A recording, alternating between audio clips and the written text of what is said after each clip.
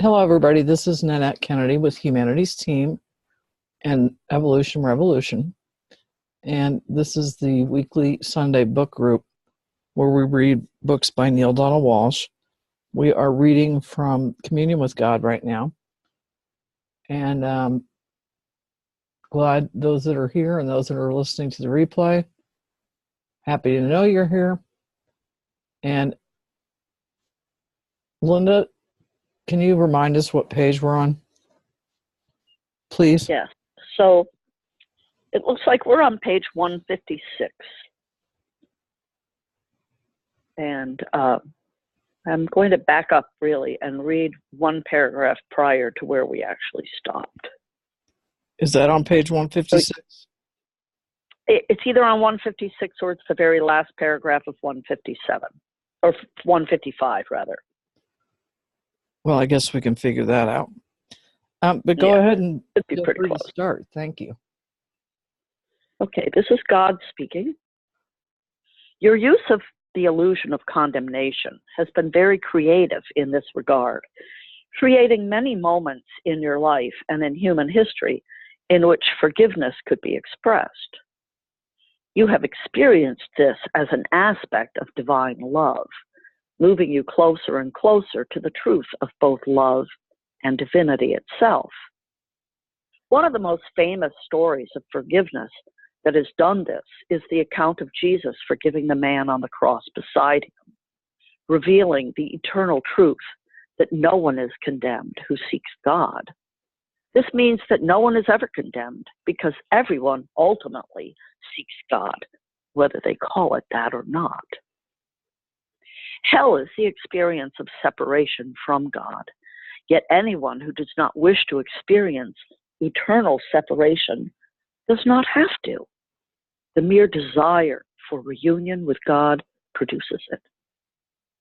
That is an extraordinary statement, and I'm going to repeat it.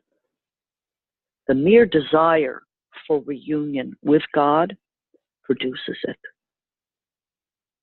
Forgiveness is never necessary, since no true offense can ever be committed by or against divinity itself, given that divinity itself is all that is. This is something that advanced cultures understand. Who would forgive whom, and for what? Does the hand forgive the toe for stubbing itself? Does the eye forgive the ear? The hand may comfort the toe, true enough. It may rub it and heal it and make it better. But does it need to forgive the toe? Or could it be that forgiving is just another word for comforting in the language of the soul? I have inspired it to be written. Love means never having to say you're sorry. When your culture too understands this, you will never again condemn yourself or another for those times when the soul is stubbing a toe. You will never again embrace a vengeful, angry, damning God who would not condemn you to everlasting torture for what would, to God, be surely less than the stubbing of a toe. In that moment, you will relinquish forever your idea of a condemning God, for you will know that love could never condemn. Then you will condemn no one and nothing either, according to my injunction. Judge not, and neither condemn. Always remember that. Judge not, and neither condemn. The eighth illusion, the illusion of conditionality, may be used to experience that aspect of yourself which exists without condition, and which loves, and which can love without condition for that very reason.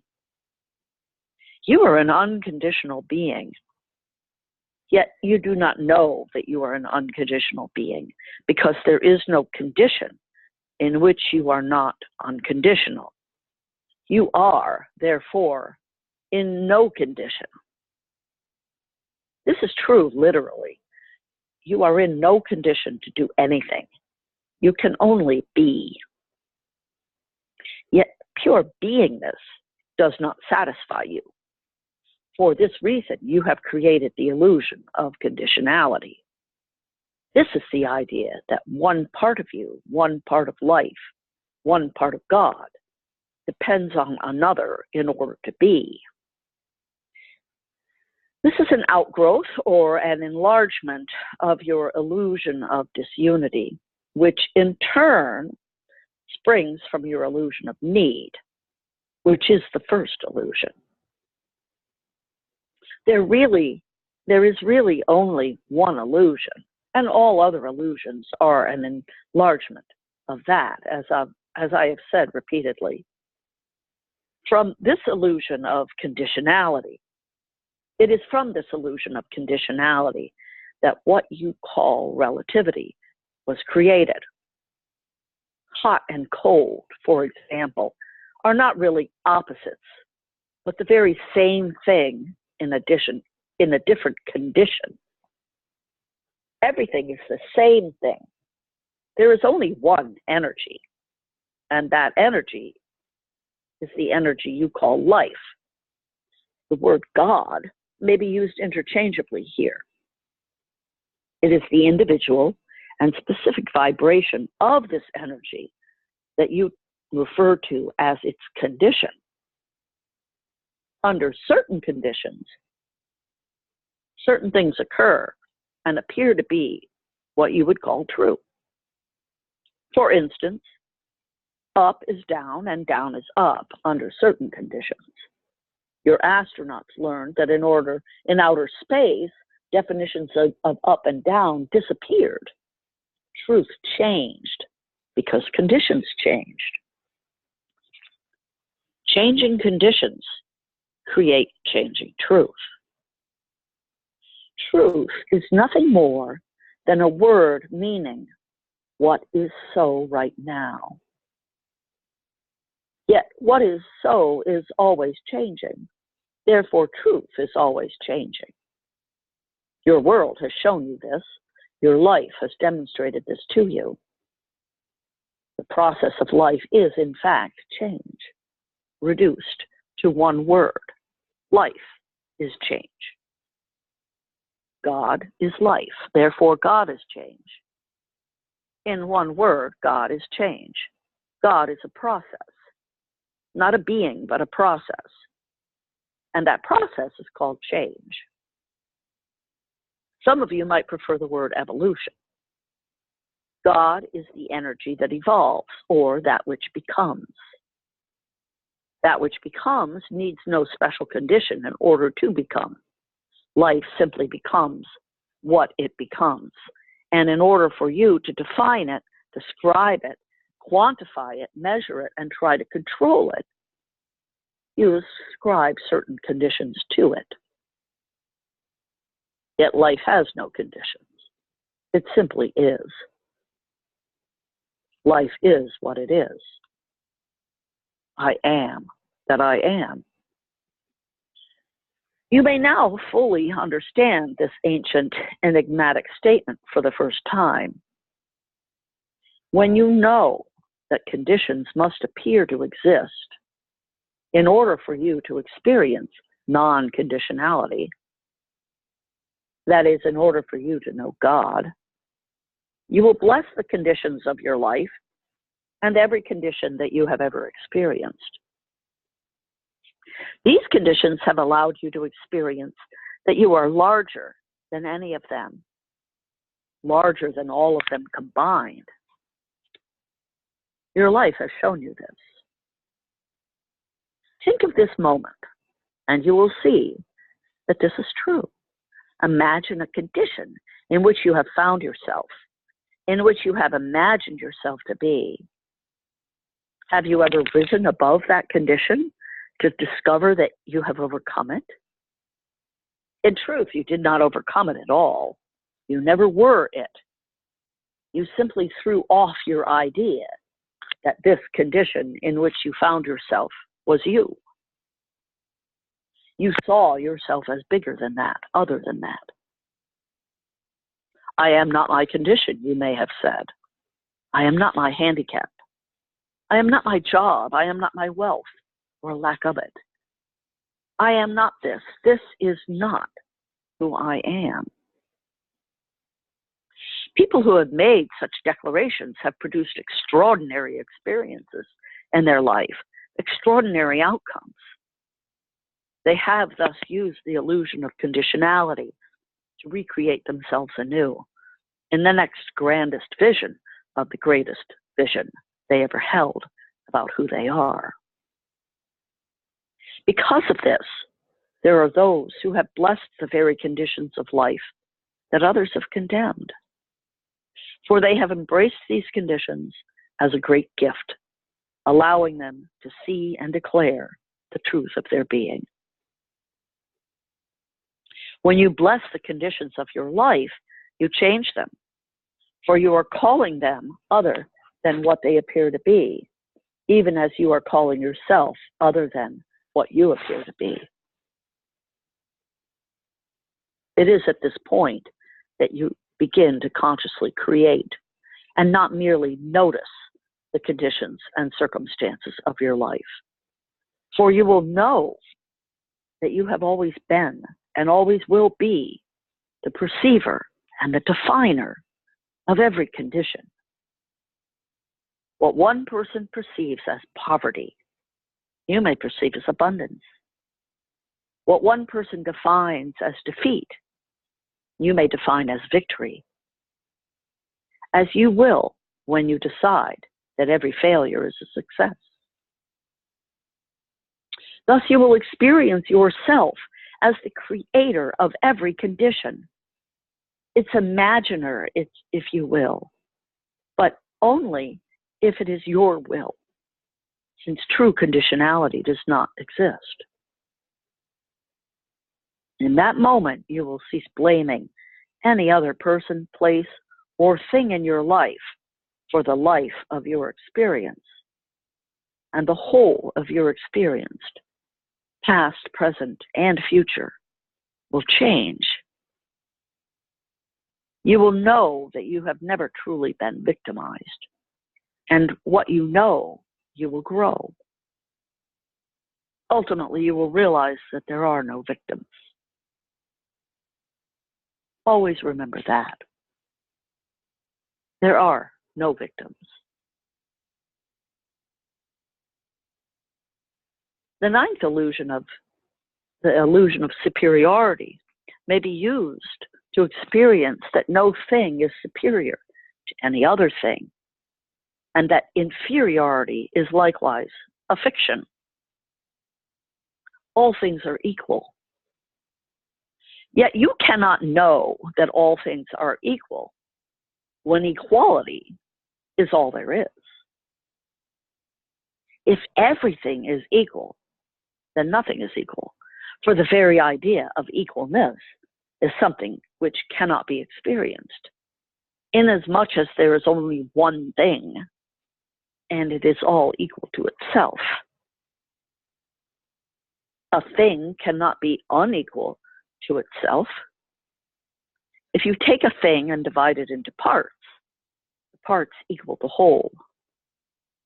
They are not less than the whole simply because they have been taken apart.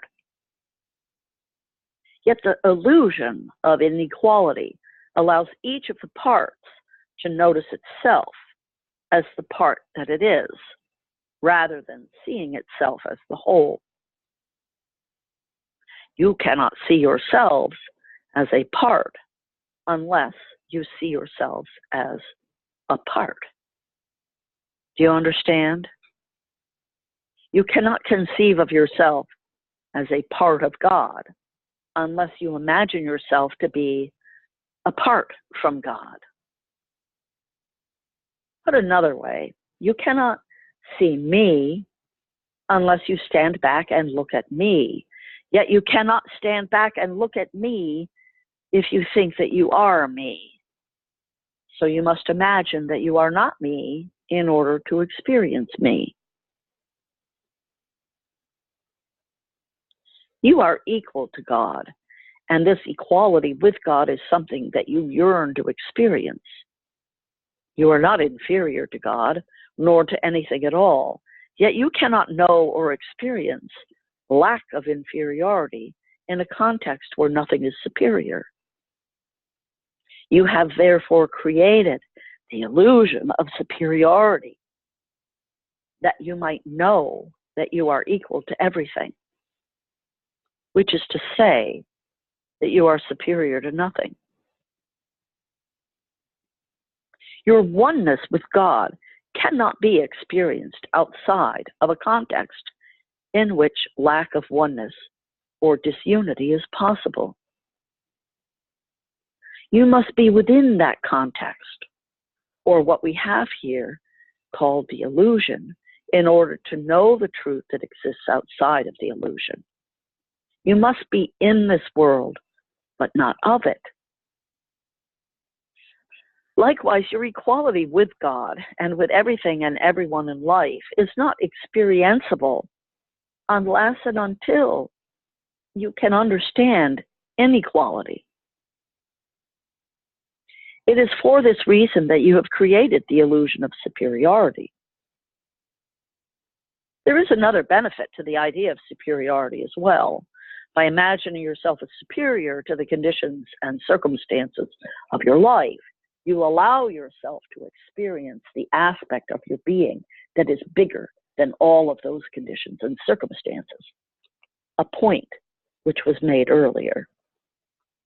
There is a wonderful part of you that you can call upon when faced with negative conditions and circumstances. Some of you call this courage. The illusion of superiority has thus been very useful to you as you have lived within the larger illusion called life in the physical realm.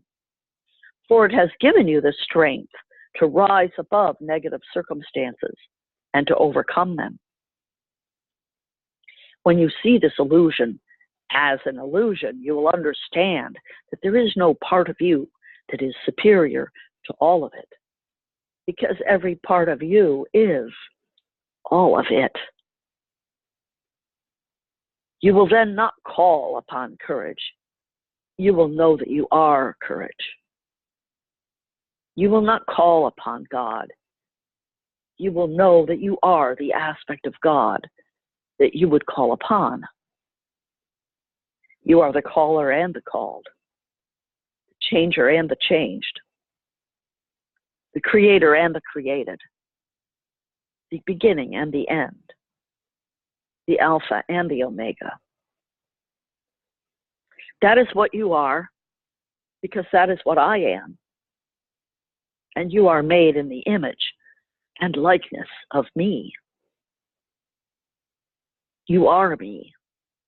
I am you. I move in you as you and through you. In you, I have my being. In everyone and all things. Hang on, I need to cough. Therefore, none of you is superior to another. Such a thing cannot be. Yet you have created the illusion of superiority that you might know the power of you, and by extension, the power of everyone. The unity and the equality of you with God and all others, and the unity and equality of everyone with God and others. Yet you must be told that this illusion of superiority is a very dangerous one, if human pain and suffering is something that you wish to avoid. I have already told you that pain and suffering are avoided when you experience your oneness with each other and with God. In this illusion of superiority that denies this unity and creates even greater separation. Superiority is the most seductive idea ever visited upon the experience of humans. It can feel so good when you are the only one who is imagining yourself to be superior, yet it can feel so bad when another is claiming to be superior to you.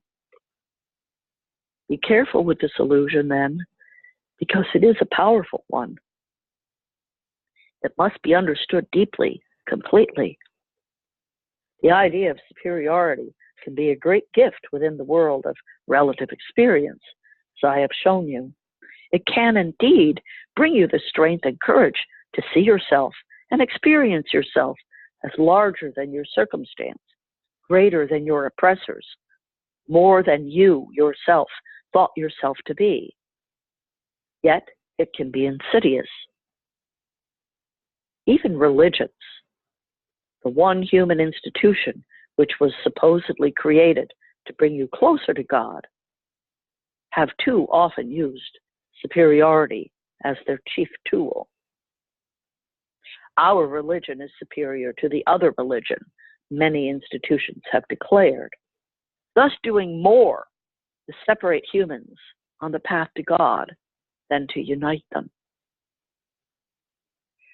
States and nations, races and genders, political parties and economic systems have all sought to use their supposed superiority to attract attention, respect, agreement, adherence, power, or simply members. What they have produced by using this tool has been anything but superior. Yet the largest part of the human race seems blind or is strangely silent. It cannot see that its own superiority-based behaviors are actually producing inferiority in every way. Or it does see this and simply refuses to admit it. The result is that the cycle of claiming superiority as justification for its actions and then suffering the inferior results of those actions goes on and on. There is a way to break out of this cycle. See this illusion as an illusion. Understand and know at last that we are all one. The human race and all of life is a unified field. It is all one thing. There is therefore nothing to be superior to, and nothing that is superior to you. This is the essential truth of the life experience. Is the tulip superior to the rose? Are the mountains more majestic than the sea? Which snowflake is the most magnificent? Is it possible that they are all magnificent, and that, celebrating their magnificence together, they create an awesome display? Then they melt into each other and into the oneness. Yet they never go away. They never disappear. They never cease to be. Simply, they change form. And not just once, but several times, from solid to liquid, from liquid to vapor, from the seen to the unseen, to rise again, and then again, to return in new displays of breathtaking beauty and wonder. This is life, nourishing life. This is you. The metaphor is complete. The metaphor is real. You will make this real in your experience when you simply decide that it is true and act that way. See the beauty and the wonder of all those whose lives you touch, for you are each wondrous indeed, yet no one more wondrous than another. And you will all one day melt into the oneness and know then that you form together a single stream. Such a knowing will change the entirety of your experience on earth. It will change your politics, your economics, your social interactions, the way you educate your young. It will bring you at last heaven on earth. When you seek that superiority, when you see that superiority is an illusion, you will know that inferiority is an illusion as well. then you will feel the wonder and power of equality with each other and with God. Your idea about yourself will become larger, and the reason for the illusion of superiority will have been realized. For the larger your idea of you, the larger will be your experience. Always remember that. The larger your idea of you, the larger will be your experience. Keep going or stop? Go ahead and keep going, unless somebody's got something they want to contribute.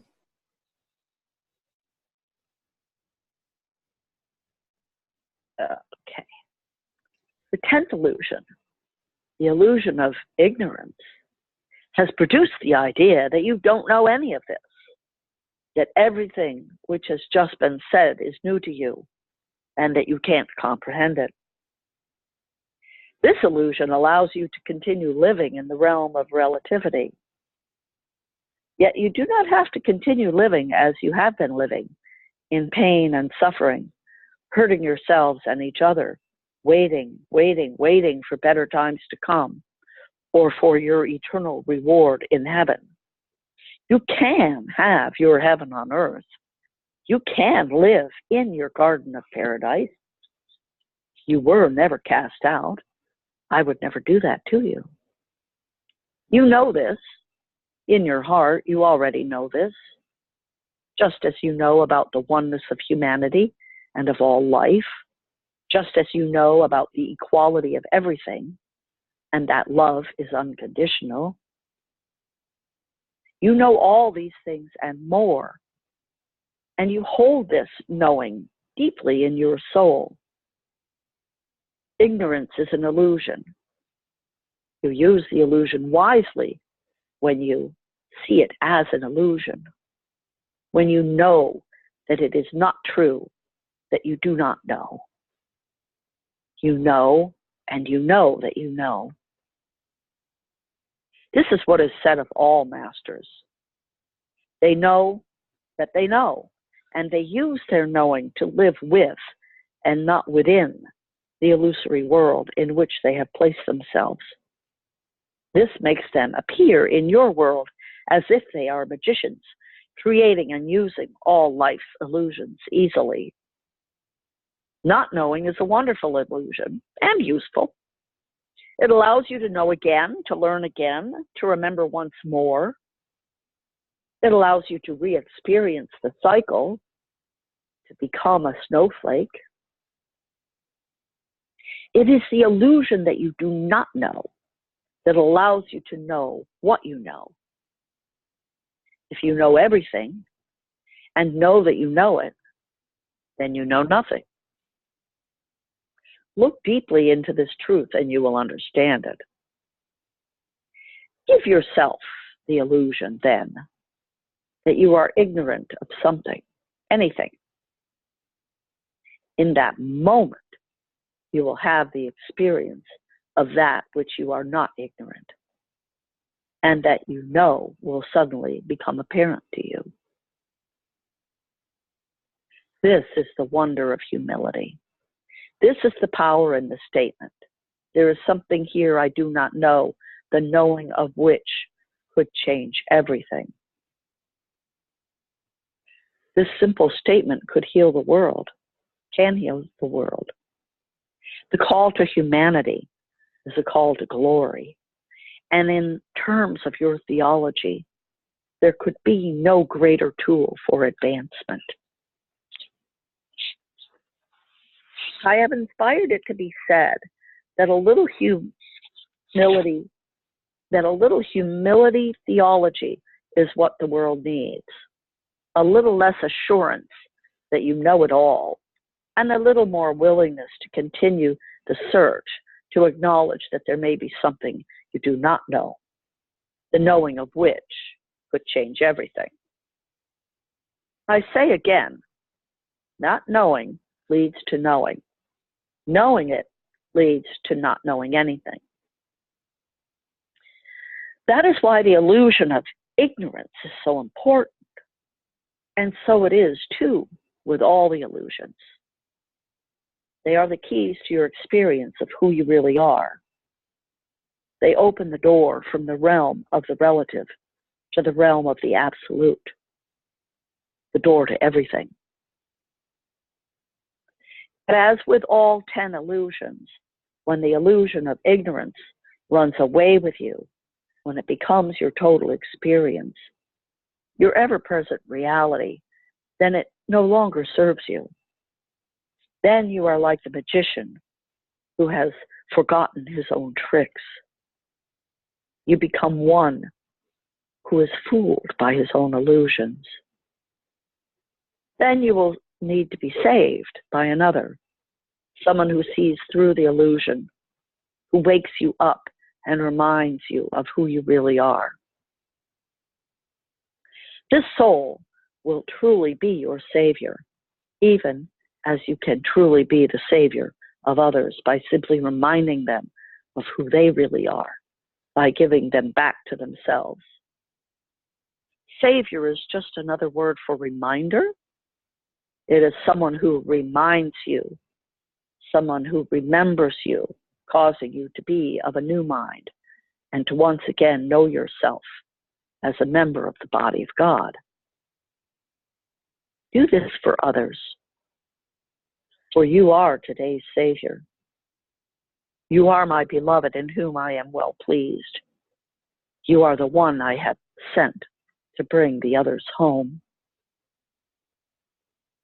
Therefore, step out of the illusion, but not away from it. Live with it, but not within it. Do this, and you will be in this world, but not of it. You will know your own magic, and what you know, you will grow. Ever larger will be your idea about your magic, until you one day understand that you are the magic. Always remember that. You are the magic. Keep going. Anybody have any comments?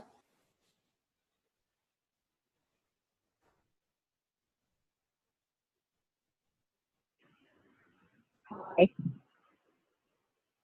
Hello? Can you hear me? Yes. Can you hear me? All right. Yes. It's funny. I'm in my car. In the middle of this class, as I'm trying to listen, these guys that I'm with. Okay, my car wouldn't start. Anyway, so the situation is that they're acting. One of them is acting exactly the way. Okay, put it this way. That we need other to see the truth is what they're saying, right? In order to see the illusion, it said you had to be in the illusion to be able to see that it's an illusion. And so the way that this person was carrying on made it so clear of what the truth was, because they were being the exact opposite. And the ramifications of trying to get somebody to jump up my car.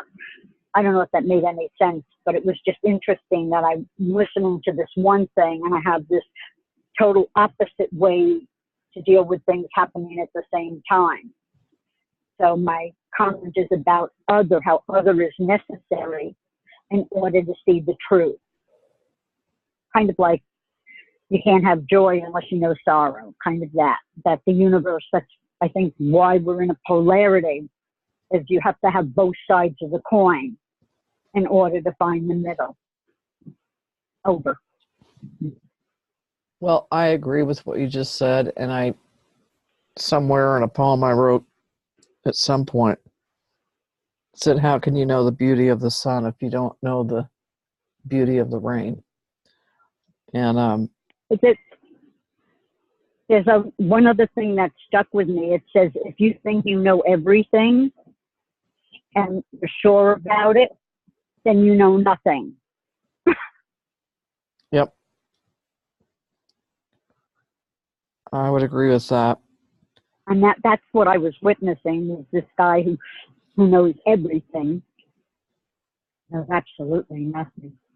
And you can just see the illusions that some people, not that I mean, I'm really having trouble. I'm trying to, for me, I don't know what's real. There's so much illusion. And like, I'm really getting to a place where as my consciousness raises or as I awaken, so to speak, or as I wake up, I see that all these stories that I've been carrying and all this stuff in my head is an illusion, even though, you know, like the x-rays may say something or you might have the proof, but it still isn't exactly real, because the only thing that's really real is this minute or this moment. And then I think what our minds do with that, it's like somebody says, okay, you have 6 months to live. How do they know? A lot of people live a lot longer than that. But if your mind gone to that, I'm going to tell one short story, which is there were coal miners. This is a true story. And there was a fallen, what's it called, a cave-in, or, you know, only one guy had a watch, and they only had so much time left of air, and they had to be rescued. And the guy with the watch, they kept saying, what time is it? What time is it? And the guy with the watch started to lie because they were running out of time and he didn't want everybody to panic. And so when the time was up, he kept lying. And when they were rescued, the only one that died was the guy with the watch, who knew that they had no air. Over. Well, I think the psyche can do a lot.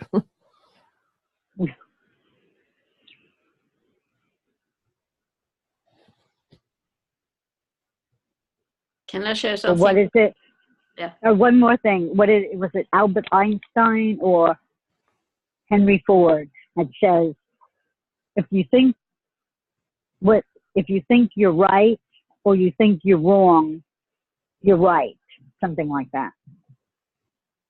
It's something like, if you think you can, you can't. Or you think you can't. If you think you can or you think you can't, you're right. You're right. Got it. Thank you. I think it was Ford. Yeah, Henry Ford, yeah.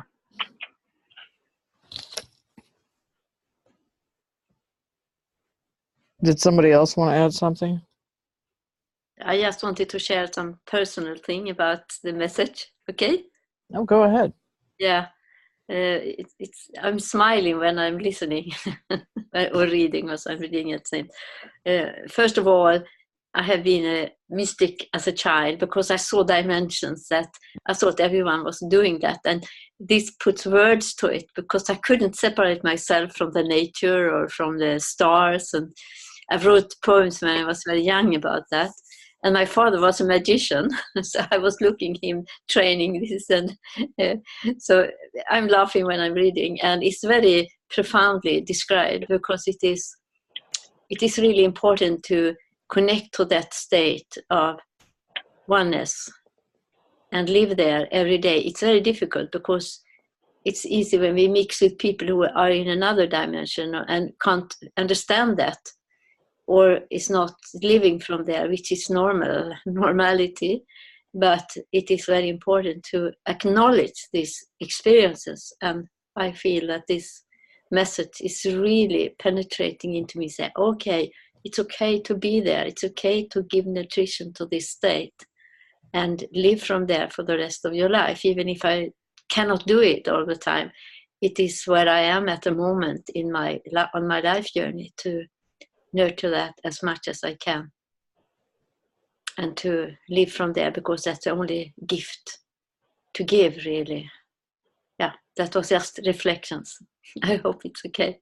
No, that's good. And it, that last couple lines that Linda read that said, always remember that you are the magic. Yeah. And yeah. I'm sure I've mentioned this on this group call before, but maybe not with the same people.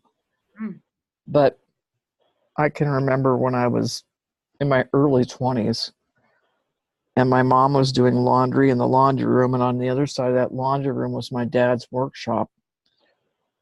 And I don't know what my mom and I were talking about, but my mother, whom I adore to this day, she said, "Oh, Nanette, you're such a dreamer."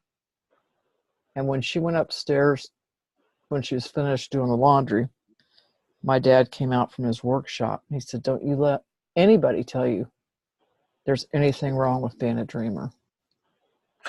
Wonderful. And it was very, very important to me because my mom was such a good mom in so many ways. And then she dashed my hopes of being a dreamer. I was like, well, that's great. But anyway, it's similar to what you're saying. You know. Oh, that's good. My mother was actually a kind of mystic, because she was every evening when I should go to bed, she said, she made up a story or a fairy tale for me, and she has done that to my children as well, because she stayed with us for many years, and I actually took care of her for 40 years. My father died when they were young. I was only 14. But anyway, my mother was writing. I have been writing down things that she told, but she planned, and I undressed and went to bed, and she told her fairy tales, and they are fantastic. It's all about this energy coming deeper. I mean, it's a mystical storytellings. They are wonderful. So she was in that way. She never realized really where I was, maybe, but she was in that way since she was a child, as I was. And yeah, so thank you. It was. No, thank you for sharing. And I think one of the things that's really important is to, if we listen to what the words of this chapter, that we don't think we're superior, we don't think we're inferior. And my God, our parents were not perfect, but they have given us much to learn. And my mother was one of those people who would say, "I've been thinking a lot about Uncle Charlie lately." And then he'd show up at the front door. Or she'd say, "I've been thinking a lot about Phyllis." And she'd call. And she just called it intuition. She wouldn't say she was psychic or anything like that. But it happened all the time. Oh, but that is exactly what's happening to me all the time. Yep. Yesterday I was meeting a friend since long time back, and we were walking in the city, and she was asking me about my grandchildren, because she hasn't seen them for a long time. And when I was talking about my granddaughter, she just were there, was staying in front of us. She was walking on the same street. I think I totally believe in that. Mm-hmm. And I'm sure we've all had the experience of, I'm thinking about so-and-so, and then you run into them in the grocery store or the market. Yeah. Or something. Yeah. Or other things. Yeah, or for example, many years ago, 2014, 15, I was, sorry for this, I was going to bed and saying to myself, I want to throw myself out to conferences, because I hadn't been doing that for quite a long time. I was crazy into a relationship that held me down.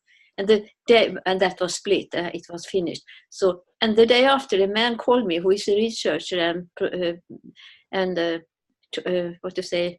lecturer, and we learned to know each other. And he invited me. So I was out in the world. I was in Science and Non-Duality, and was with him lecturing, and I was towards Science of Consciousness with Deepak Chopra and all the people, and I was in Transpersonal there conference, and another one. So it happened just, okay.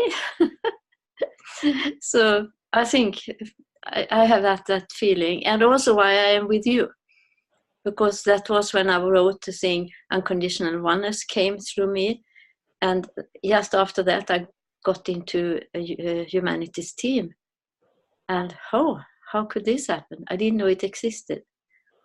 So it is not, we are in that field, and it's okay to nurture it. It doesn't have with being self-important or egoistic or anything. It's actually the service of being here, the gift and the service at the same time.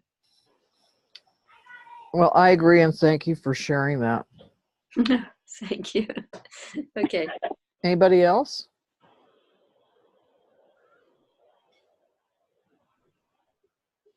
Okay.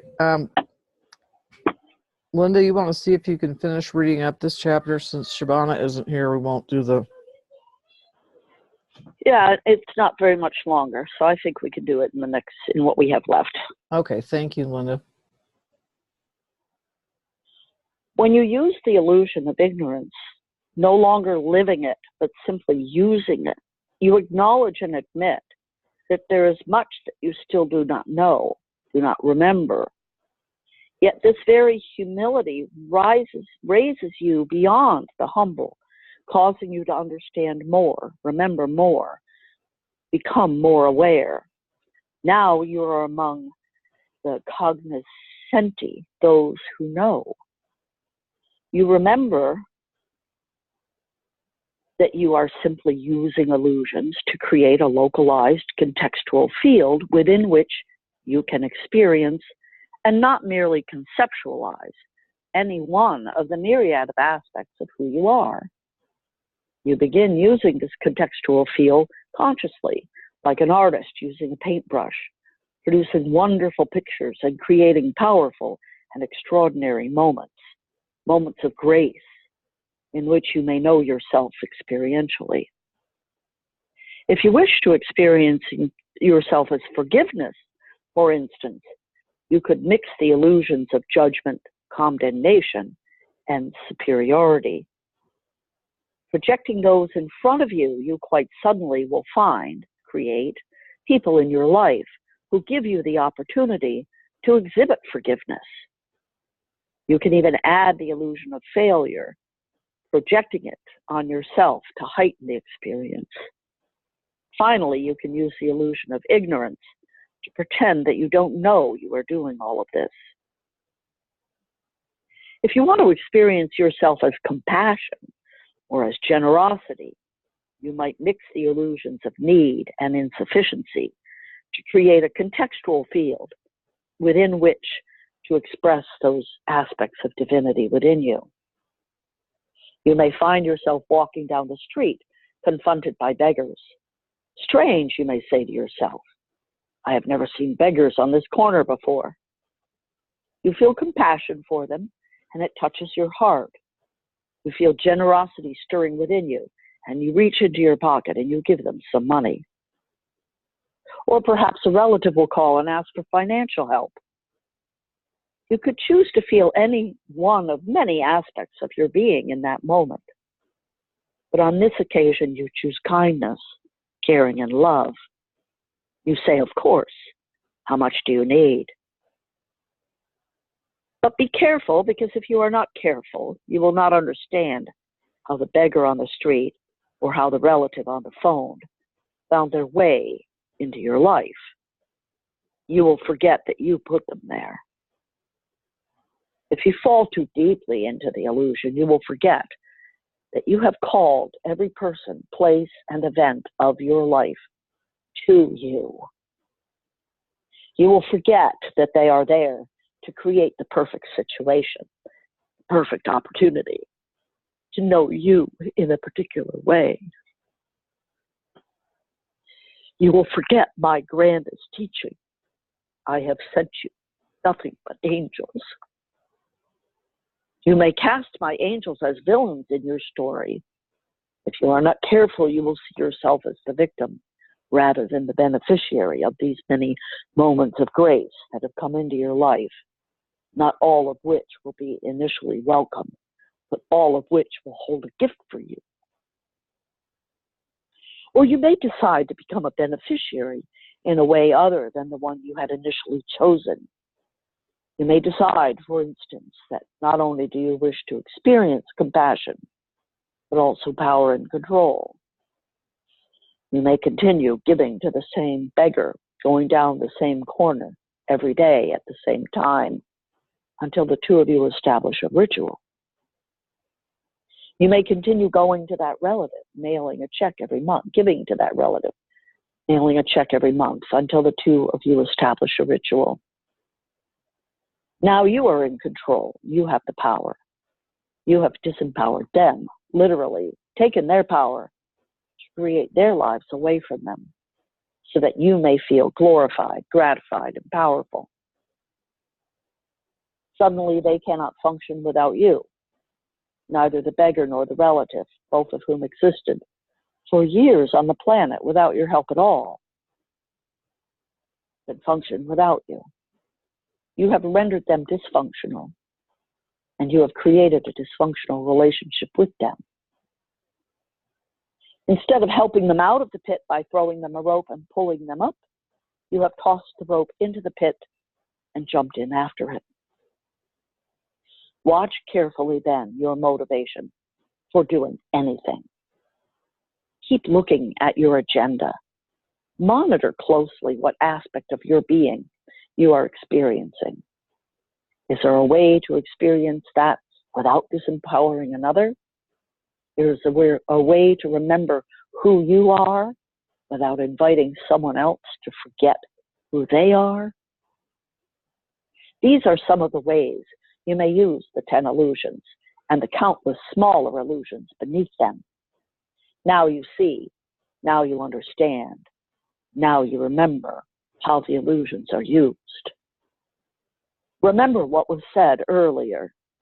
It is not necessary to use illusions in the present moment in order to create a contextual field within which to experience higher aspects of yourself.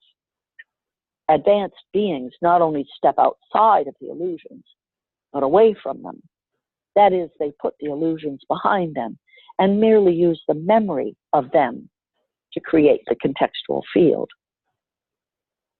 Whether you use them in memory form or in physical form in your present moment, you employ them every day. Yet if you are not using illusions consciously, if you do not know that you have been creating them and why you have done so, you could imagine yourself to be at the effect of your life rather than the cause in the matter. You could think that life is happening to you rather than through you. This is what you may not have known, the knowing of which could change everything. With regard to all that is happening in your life, you are the cause in the matter. You understand this perfectly when you step outside of the illusions. You experience this in your body at the cellular level when you experience communion with God.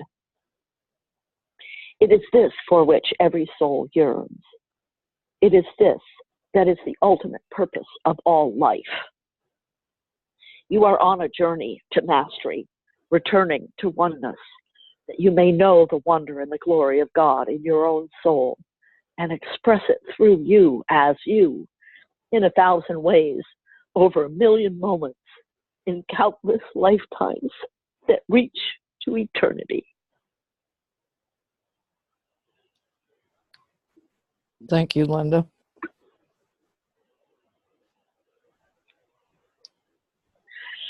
I want to just share a real quick story, if I can. Please. I was just in Vegas for this past week at a conference of the Professional Association of International Innkeepers, because I have a lodging business. Right. And I've never been before. I didn't know anybody. It's not the kind of thing that I do easily, because I'm actually very shy. And I spent some time praying before I went. You know, dear God, please just make this easy for me. Make it easy for me to meet people and to have an enjoyable time and to learn a lot. And, you know, just to have it be an okay experience.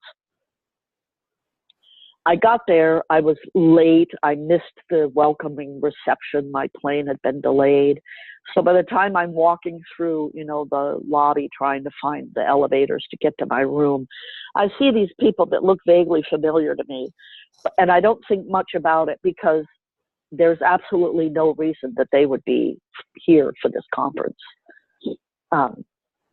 I There's no reason that I know of. But the next morning, they start early at like 8:30. And I go in and I'm a little early and I find the perfect seat for me. I'm like dead on, 2 tables back from the speaker, but kind of dead on. And I sit down and I'm sitting there looking through the materials. And I hear this voice, could we sit with you? And I look up and it's a couple from Seward that I don't know. Like I'm not, I know them, but I don't know them. Like they're not friends. They're casual acquaintances. They used to own a business here, and they still own a business, a lodging business, but it's way out in the bay. It's called Kayakers Cove. They have no electricity. It's not an innkeeper's deal, right? So I couldn't figure out what they were doing there, but they had bought a B&B in Oregon. And this was the first time they'd ever been to this conference as well. And so we know, like we're friends on Facebook now. We have 34 friends in common on Facebook. It made the entire time beautiful. And when he says, you are the magic, we are. I asked, it was given. We all have that. I'm not special. We all have it. We just forget. So thank you for letting me share that.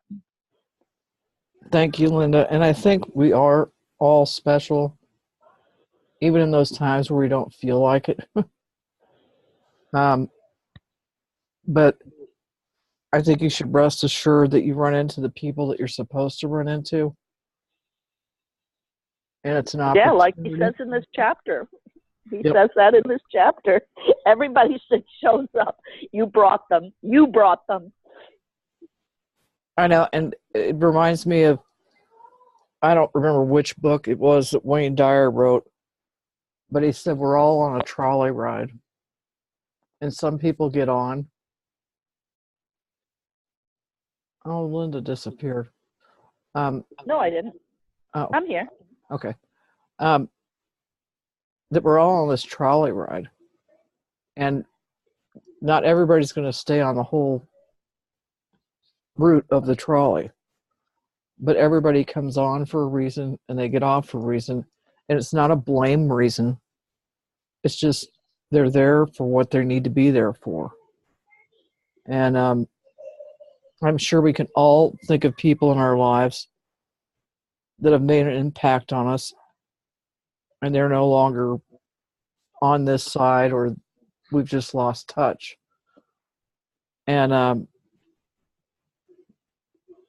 I think we need to all remember that, is that we're all on this trolley ride, and we're going to take from it. And you know what? I feel like this group, and I know there aren't that many of us here today, we're on a trolley ride together to learn from one another, to be empathetic, sympathetic for one another. And, not everything is simple and easy. But every time I get on this phone call with you guys, I feel like I learned something, even though I might be in a sad mode or a troubled mode, whatever that mode is. I feel like I'm not alone. And that I appreciate.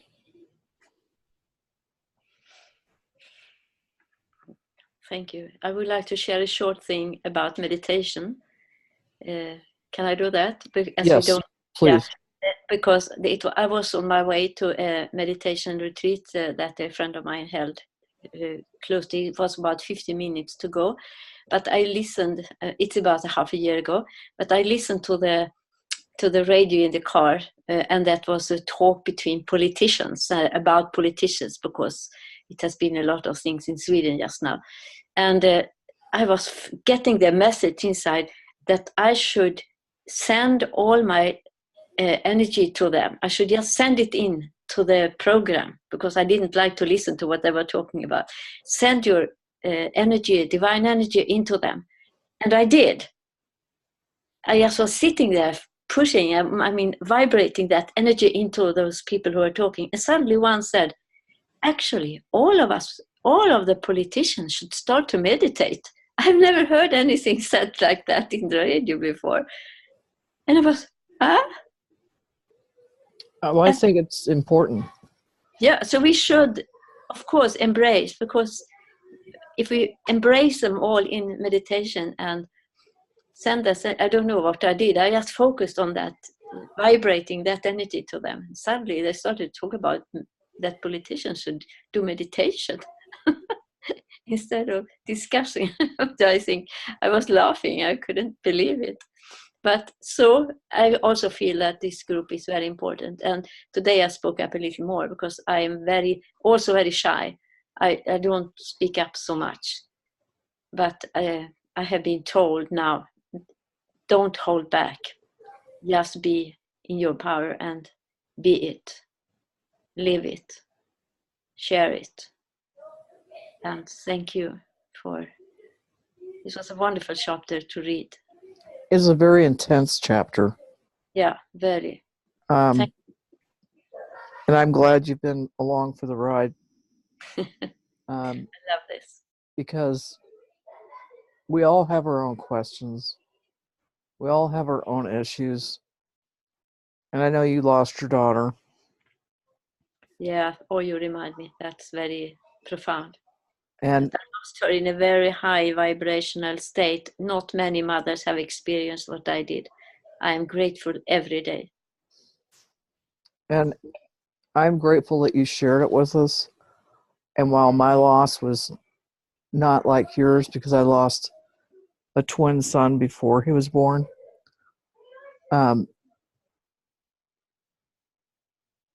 it's just what it is. I mean, and that sounds so cold, but we all deal with these things in different ways, and you think to yourself, how am I ever going to get through this? And somehow we do. Yes, indeed. And interesting that you take up this now, because today, it's evening for me here. So today I have been reflecting very deeply about death and dying, and read about it and see that it is a release. It's not a dying like we think. It's so avoidant, but we shouldn't talk about it. We should hide from it, but it's happening all the time, and it will happen to all what is born, but it is not something bad. So, well, I've been thinking about that a lot myself. And part of it's, just getting older. And not being afraid. Exactly. So I love you all. And Angela, please tell Sarah that we're hoping her migraines go away. And I'm sure they will. But I've had migraines before, and sometimes it feels like maybe not going to go away. So please share with her our love and prayers. Yes. I will do, and thanks to everybody. Love you all. All right. Yeah. Love everybody. We'll see each other next Sunday. Sounds good.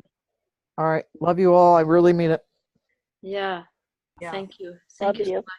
Bye. Okay. We'll talk to you later. Bye. Bye.